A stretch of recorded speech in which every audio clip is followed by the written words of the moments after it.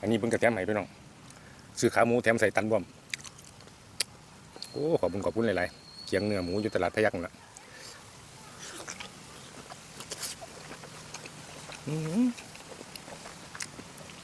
เดี๋ยวครับจะเบิ้ลละของแถมจะไปดีพี่น้อง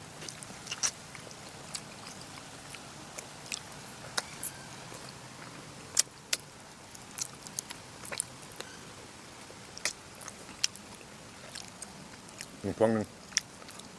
มี2 พวงบนเลยแถมให้ทั้ง 2เลยเอาไว้กับบ่มีมูแล้วว่ะ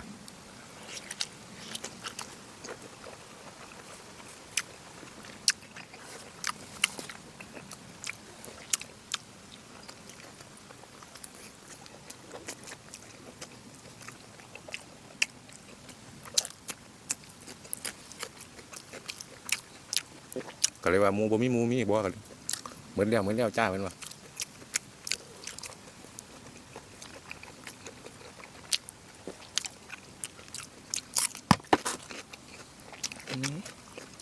ขอโทษขออภัยด้วยเป็นมือ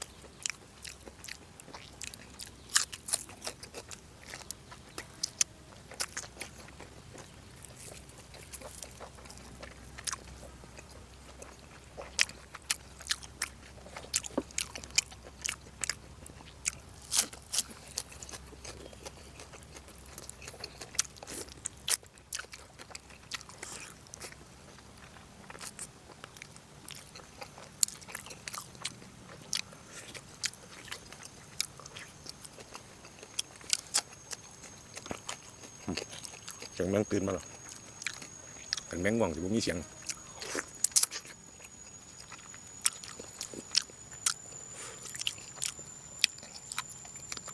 ตะกี้กระบูบอกว่าแมงยังเนาะเพราะพี่น้องบอกว่าเสียงแบบนี้แมงว่างพี่น้องบอกมันจะโดนละก็เลยว่าแมงว่างมันคือได้ยินเสียงกันแมงว่างมันต้องรับก็เลยว่านะบอกหยอกเด้อพี่น้องเด้อ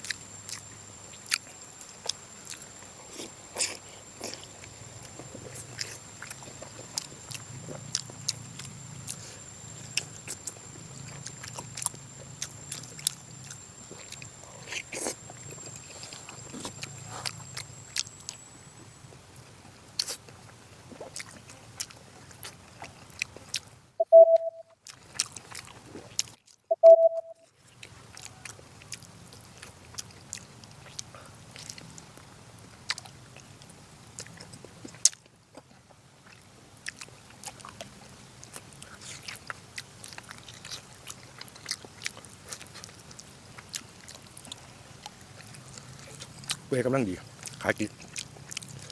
กำลังพอดีกึบกึบพอดี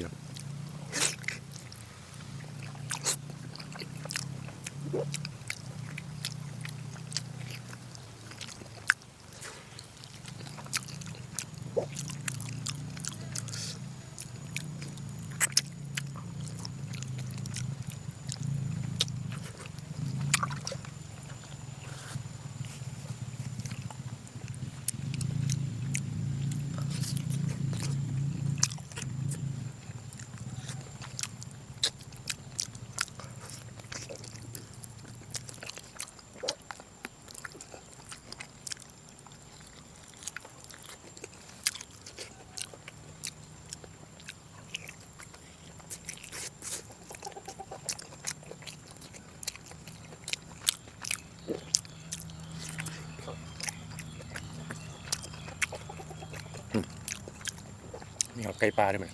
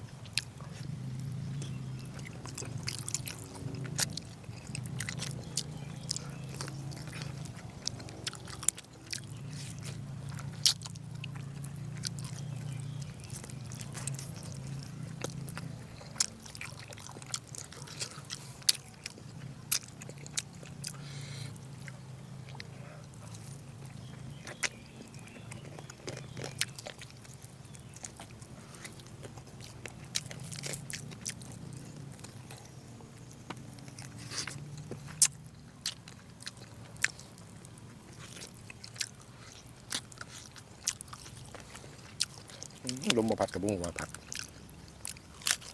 งูอยู่บ่ได้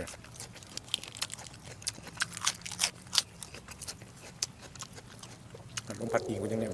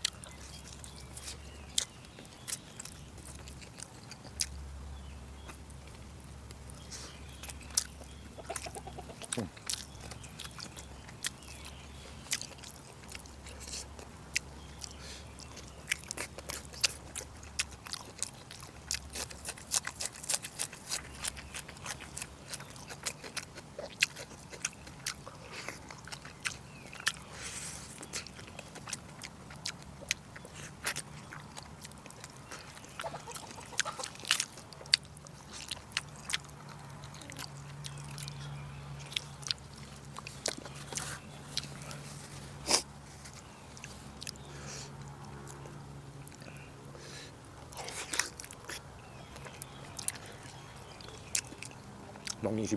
มีหนังหรือมีเนื้อติดพร้อมเสียบไปลองมือเดี๋ยวก็เสียบสมองว่า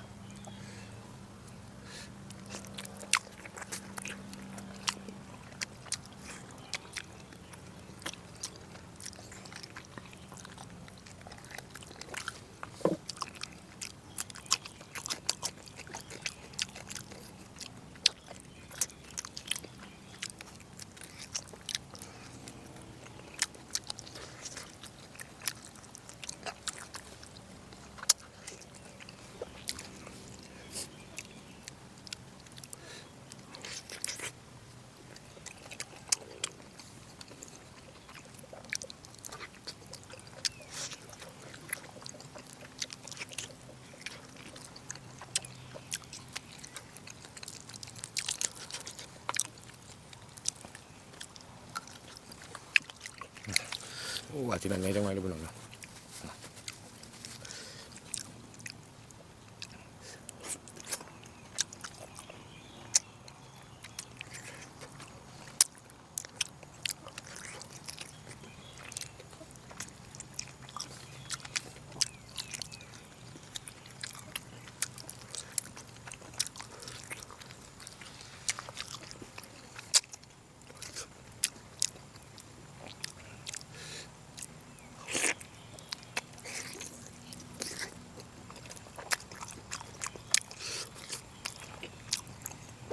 มีเรื่องคาสดหรอกกับคาแห้งพี่น้องใส่2 คานะมันก็จะเป็นคนมีคาบอกปีแล้วเนาะก็บอกหยอกได้พี่น้องเนี่ยคากระซื้อมาแล้วไม่ขาดละ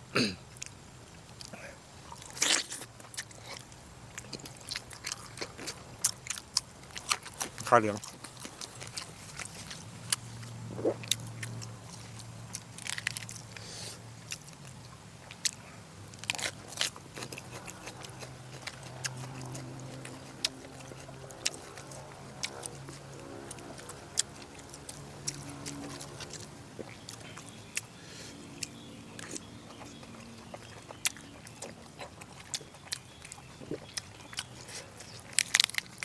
เข้ามาเย็นดีบ่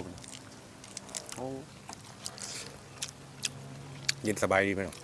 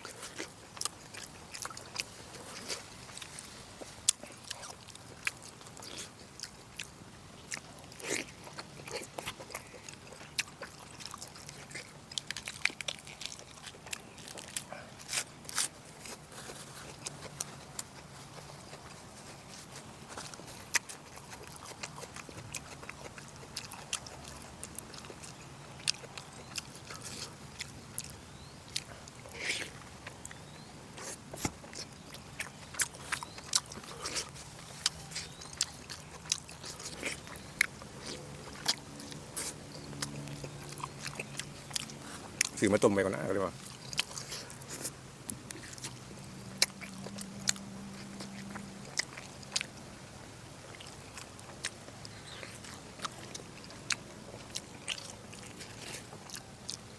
กันเดินใส่ปั๊บหัวปุ๊บเลย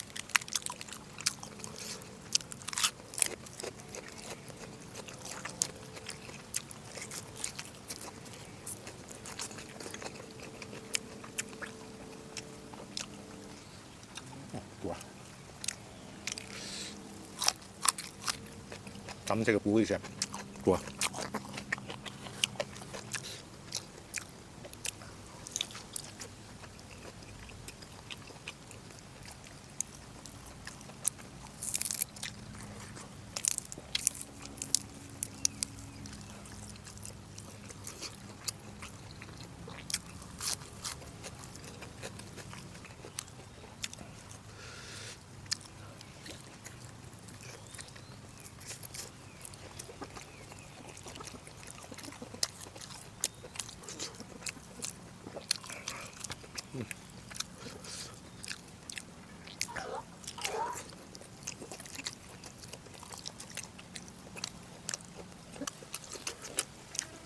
อื่นเราปั๊บก็เป็นไก่ปลาเพราะว่ายางมาปลาก็เป็นไก่ปลา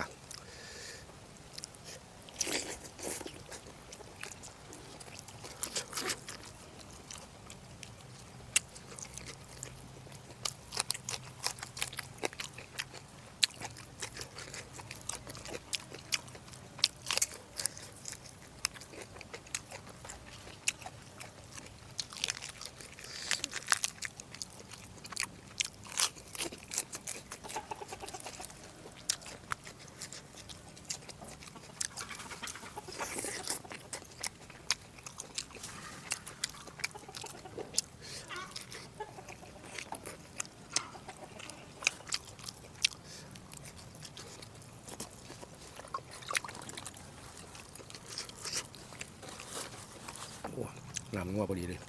ลาดกับเขานี่ซักขึ้นกัน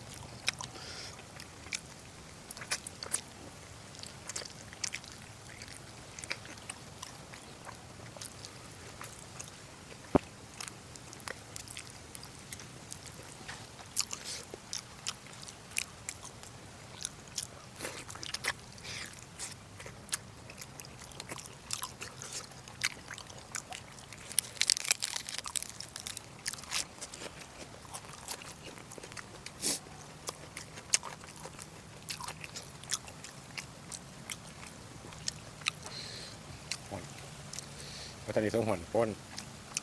อยู่ห่อนไปเลย